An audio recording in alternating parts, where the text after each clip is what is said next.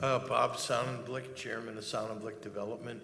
We are very active hotel developers, also a New York transplant, like David, offices in Los Angeles and now here in South Florida with a couple of major deals. We have 5 projects, about $500 million worth of projects.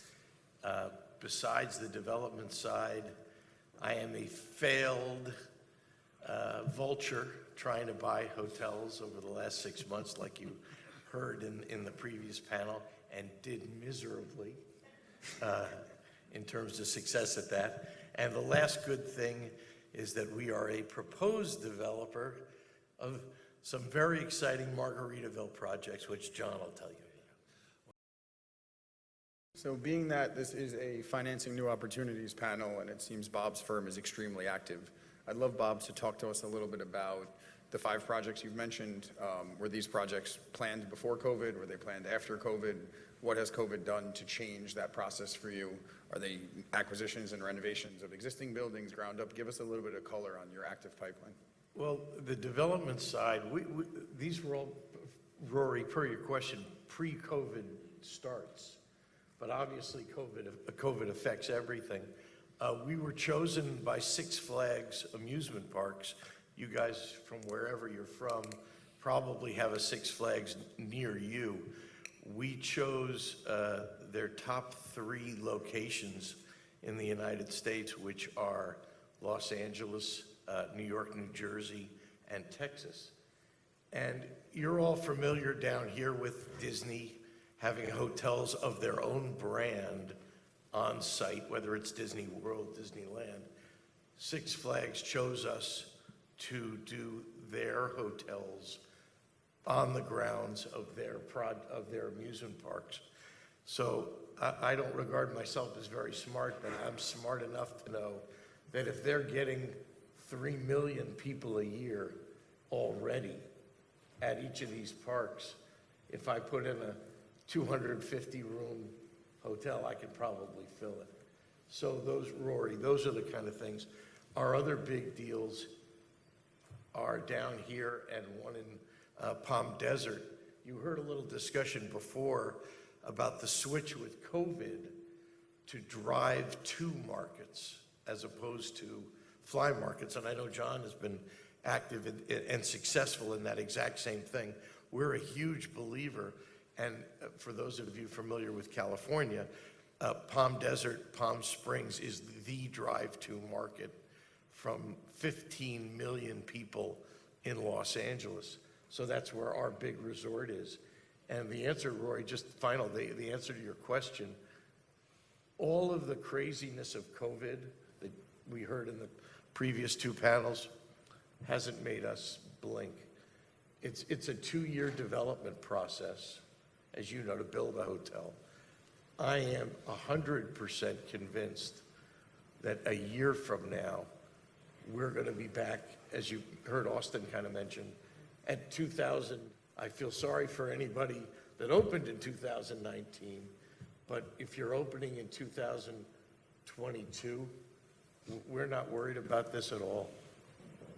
Makes a lot of sense. This, though, I do want to add one thing, because Scott brought up a very interesting point. There's a big misconception in our industry. You mentioned PACE. A lot of people hear about PACE in the discussion about hotel construction financing. And it's large. I love the PACE concept. But on construction financing, it really doesn't work. The biggest problem we have, and Scott, you kind of alluded to this, is whenever we talk to a senior lender, a senior construction lender, and say, we're putting PACE ahead of you, you're essentially becoming a second position behind this PACE, the construction lenders balk immediately and say, oh no, you can't put that in front of us. We won't let you do it. And the retroactive PACE on an existing project or one that's going through a renovation, that makes a lot of sense. It does. But we have had huge problems convincing the entire nationwide community, senior lending community, to let PACE go in front of them on construction financing. So And energy and tax right, bill. generally, it works out to about 20% of project cost. And as you said correctly, Scott, at about 6%. The other difference is that it's a 30 or a 20-year fixed rate, as opposed to most financing, which is short-term. Rory, the other thing you talked about is EB-5 money. And we all heard for many, many years when we had this great relationship with China about the flow of EB, which we were involved in, of course, the flow of EB-5 money into deals. And Carlos is still involved with that. But let me make it 100% clear. China, in terms of EB-5 flow on new deals, is done. And this is the bad news. I don't know what the percentage is, but probably a quarter of the Chinese EB-5 deals are really upside down. And if you want to come to Los Angeles, you can see a couple of them that are probably $250 million upside down. Essentially, this Chinese money came in really without underwriting like somebody like Carlos would do when you all present a project to him. He's a guy that will look at numbers. Most of the Chinese deals that were done really had no tie into any kind of economic feasibility, and as a result, they're totally upside down. But Carlos, you're doing some where the EB-5 money is not from China, you're coming from other places, correct? Correct, yeah, we still do EB-5. Obviously, the amount of EB-5 that we're raising or doing is a lot less than in the earlier years, but we're still doing it.